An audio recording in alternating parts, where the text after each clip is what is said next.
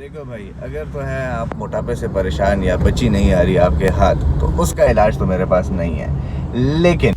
लेकिन अगर आप लोगों का मसला है कैमरे के सामने कॉन्फिडेंटली बात करना, तो उसका हल मेरे पास है।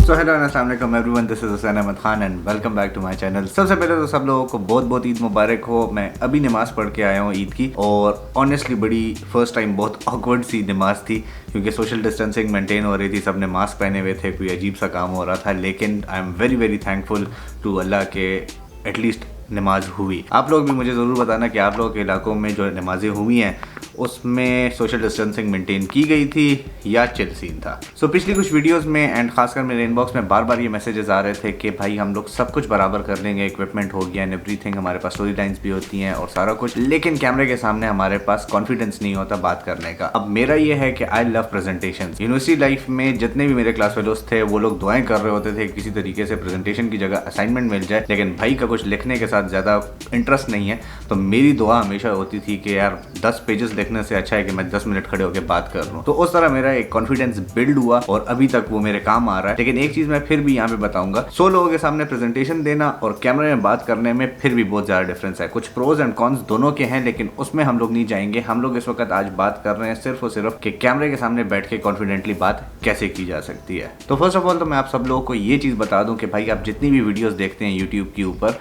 ये बज़ाहिर 10 मिनट 20 मिनट की वीडियोस जितनी भी होती हैं, ये एक परफेक्ट शॉट होती है जो आपके सामने आती है। इसके पीछे बहुत से रीटेक्स होते हैं, उसके बाद जाकर ये वीडियो आपके सामने प्रेजेंट की जाती है। तो इन चीज़ों पे ना जाया करें कि ये भाई बहुत ज़्यादा कॉन्फिडेंट है। हर वीडियो के पीछे बहुत से रीटेक्स होते हैं, बहुत सी ऐसी चीज़ें होती हैं कि बार बार बंदा अटकता है, उसमें भूल जाती हैं चीज़ें। लेकिन कैमरे पे एक चीज़ अच्छी है कि आप दोबारा टेक करके दोबारा वो चीज़ ठीक करके और फिर आप अपने ऑडियंस के सामने लेकर आ सकते हैं, जबकि पब्लिक स्पीकिंग में आपके पास ये एक ऑप्शन नहीं होता। लेकिन चूंकि बार बार लोग मेरे से ये पूछ रहे थे, तो आई थॉट कि this is something of my interest, और अगर ये चीज कोई बंदा सीख जाता है तो उसके लिए बहुत आसान हो जाता है वीडियोस बनाना। लेकिन इन स्टेप्स को आसान करने के लिए और याद रखने के लिए मैंने उसको 5 पीस में कन्वर्ट कर दिया। आदत से मजबूर हूं तो 4 पीस की जगह 5 piece, how to be confident in front of camera. तो जो फर्स्ट पी हमारे पास आता है वो है प्रिपेयर। अब प्रिपेयर करना जरूरी क्यों है? क्योंकि जब आप डायरेक्टली कैमरे के सामने आते हैं तो एक तो आपका वो कैमरा फियर होता है, दूसरा आपको जो है अपनी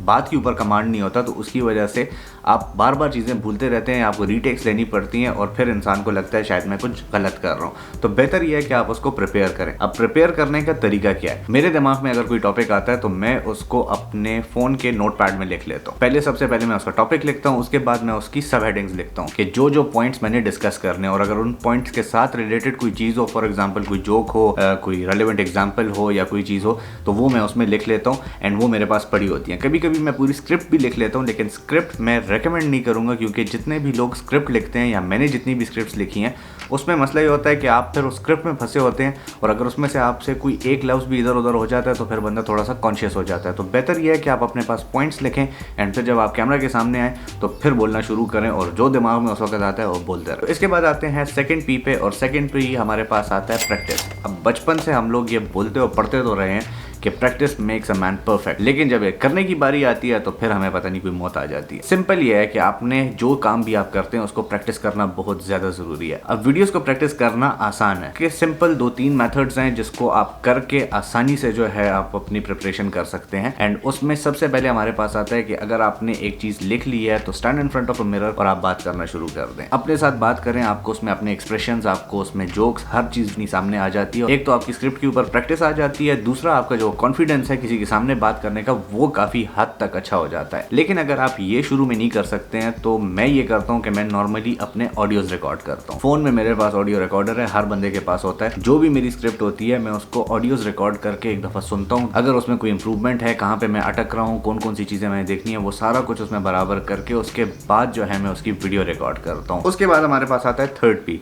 और थर्ड पी हमारे पास है प्रेजेंट। अब प्रेजेंट करने से मेरी मुराद ये है कि आप अपना आप किस तरह प्रेजेंट कर रहे हैं कैमरा के सामने। उसमें होता ही है कि कुछ लोग फेक करने की कोशिश करते हैं कि मतलब एक्स्ट्रा ऑर्डिनरी तैयार होकर बैठ जाते हैं, या जो है बहुत ज़्यादा हंसते रहते हैं, बहुत एनर्जेटिक होते हैं।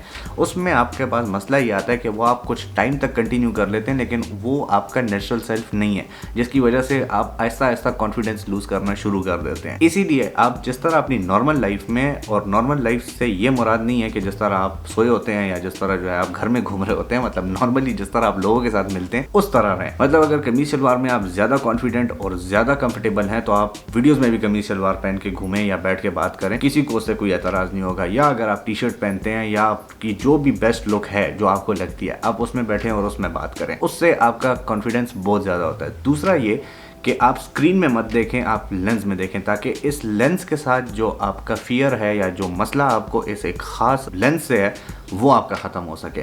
तो ये दो चीज़ें हैं जिसके थ्रू आप अपनी प्रेजेंटेशन अच्छी कर सकते हैं। फोर्थ भी हमारे पास आता है प्ले। अब एक दफ़ा जब आपने प्रिपेयर कर लिया, उसको आपने प्रैक्टिस कर लिया, आपने प्रेजेंटेशन तैयार कर ली, उसके बाद ज़रूरी है कि आप उसको दोबारा प्ले करके देखें। मेरी जितनी भी वीडियोज़ होती हैं, जैसे कि ये वीडियो, मैंने अभी ये पूरी वीडियो बनाई, उसके बाद मैंने क्लिप शॉर्ट लिस्ट किए, लेकिन चूंकि इसमें स्क्रीन बहुत छोटी है तो मुझे नज़र नहीं आ रहा था। जब मैंने एडिट में डाला तो मुझे तब अंदाज़ा हुआ कि मेरी यहाँ से बनियान नज़र आ रही थी, तो उसकी वजह से मुझे ये पूरी की पूरी वीडियो दोबारा शूट करनी पड़ रही है।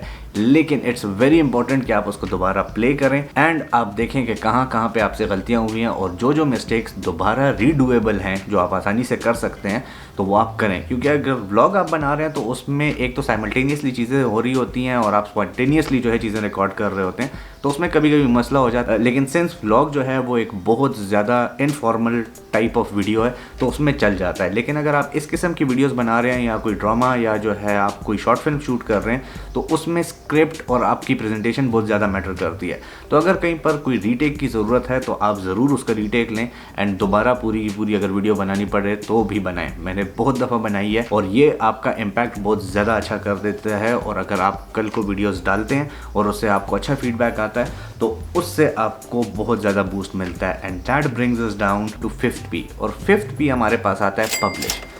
जो सबसे बड़ा मसला होता है कॉन्फिडेंस के साथ वो ये होता है कि आपको फीडबैक का नहीं पता होता। आपको नहीं पता होता कि जब ये चीज़ लोगों के सामने जाएंगी तो वो इस पर किस तरह रिएक्ट करेंगे, क्या कहेंगे। अब मैं जब अपनी पहली वीडियो बना रहा था तो मेरी हत्तल वसा कोशिश ये थी कि मैं कैमरे के सामने ना हूँ, क्योंकि मेरा दिन में दर्जनों लोगों से मिलना जुलना होता है। And I was very conscious कि यार अगर मैंने छोटी सी भी कोई गलती कर दी और अगर एक बंदे ने भी आकर मुझे ये बोल दिया दाद जान शर्मोले थे, तो उसको मैं नहीं केटर कर सकूंगा। एंड खासकर इनिशियल स्टेजेस पे, अब तो ढीठ हो गए, लेकिन उस वक्त ये बहुत बड़ी एक चीज़ थी कि अगर किसी ने ये बोल दिया और जितना भी मेरे में कॉन्फिडेंस है वो सारा शटर हो जाता। तो उसकी वजह से मैं बहुत ज़्यादा डर रहा था। लेकिन जब तक मैंने पब्लिश नहीं की थी मुझे ये कभी पता ही नहीं चल सकता था कि लोगों की परसेप्शन क्या होगी। लेकिन जब मैंने अपनी पहली वीडियो पब्लिश की तो उसका फीडबैक फेसबुक और यूट्यूब पे बहुत ज़्यादा अच्छा आया था। लेकिन मुझे फिर भी ये डर था कि यार मैं आज जब बाहर लोगों से मिलूंगा जिन्होंने ये वीडियो देखी होगी वो क्या कहेंगे इसके बारे में। और हम जितना भी इस चीज को डिनाई कर दें कि लोग क्या कहेंगे doesn't matter, it does matter. और ये हमेशा जो है हमारे लिए एक, आप कह सकते हैं कि एक प्रो एंड कॉन दोनों है। प्रो एंड कॉन कैसे है वो किसी और दिन बात करेंगे, लेकिन उसमें आपको एटलीस्ट अपने आप को इम्प्रूव करने का या एक बेस्ट चीज़ प्रेजेंट करने का मौका मिल जाता है। उसके बाद मैं एक दोस्त से मिला जिसने मेरी वीडियो देखी हुई थी एंड उसने मुझे बहुत अच्छा फीडबैक दिया। एंड उस एक फीडबैक ने मुझे इतना मोटिवेट किया कि आज आपके सामने बैठ के मैं ये वीडियो बना रहा हूँ। आज तक मैं तकरीबन 100 से ज़्यादा वीडियोस बना चुका हूँ। इवन यूट्यूब पे मेरे इस चैनल पे 70 वीडियोस पड़ी हुई हैं जिसमें मैं खुद बैठा हुआ हूँ, और ये सारी वीडियोस मैं कभी ना बना सकता अगर वो एक अच्छा फीडबैक ना मिला होता। लेकिन वो अच्छा फीडबैक मुझे तब मिला था जब मैंने वो वीडियो पब्लिश कर दी थी। तो आप जो चीज़ भी बनाएं, जैसी भी बनाएं, उसको आप एक दफ़ा पब्लिश करें, उससे आपको एक अंदाज़ा हो जाएगा कि भाई मैं क्या कर सकता हूँ। और ये नहीं कि अपने गिने चुने साथ बैठे हुए लोगों को दिखाएं, आप उसको पब्लिकली अवेलेबल करें कि लोग आपको उसके ऊपर फीडबैक दें। और हाँ, उससे डिसहार्ट नहीं होना अगर आपकी पहली वीडियो पे कोई उल्टे सीधे कमेंट्स आ जाते हैं। अगर मेरी पहली वीडियोस पे कोई गलत कमेंट्स नहीं आए, मेरी रिसेंट वीडियोस पे बहुत से लोगों ने हेट कमेंट्स किए, लेकिन उसके साथ आपको चलना पड़ता है। So these are 5 P's that you can actually follow, that I have actually followed, और मेरे लिए इसने बहुत ज़्यादा हेल्प आउट किया है। तो अगर आप लोग भी इसको फॉलो करना चाहते हैं तो आप ज़रूर करें। And I would again recommend कि आप ये करके एक वीडियो एटलीस्ट पब्लिश करें एंड सी कि आपको क्या फीडबैक मिलता है। अगर आप खुद ही सेटिस्फाइड हैं कि यार ये चीज़ मैंने अच्छी बनाई है, फिर नहीं मैटर करता कि आपको क्या फीडबैक मिल रहा है। लेकिन जब तक आप पब्लिश नहीं करेंगे आपसे ये फियर्स नहीं जाएंगे। और बाकी ये कॉन्फिडेंस सारा टाइम के साथ आता है। एंड कभी भी ये मत सोचना कि ये सारी वीडियोस वन टेक में बनती हैं, इसमें बहुत रीटेक्स होते हैं, बहुत दफ़ा जो है कट्स डाल के और ट्रांजिशंस डाल के और चीज़ें डालकर इन वीडियोस को स्मूथ एंड प्रेजेंटेबल बनाया जाता है। सो आई होप कि यूल फॉलो दीज, और अगर आप लोग ये फॉलो करें तो जिस टाइम भी लाइफ में ये चीज़ें फॉलो करके आप कोई भी वीडियो बनाएं, do let me know in the comments, या जो है connect with me on Instagram and do let me know if it helped you. And once again Eid मुबारक टू ऑल ऑफ यू। घर पे रहें, खैर से रहें, इस दफ़ा तो बहाना भी है कि भाई कोरोना है तो अपने घर पे रहें, नींदें पूरी करें and stay safe. So that's it from my side for today.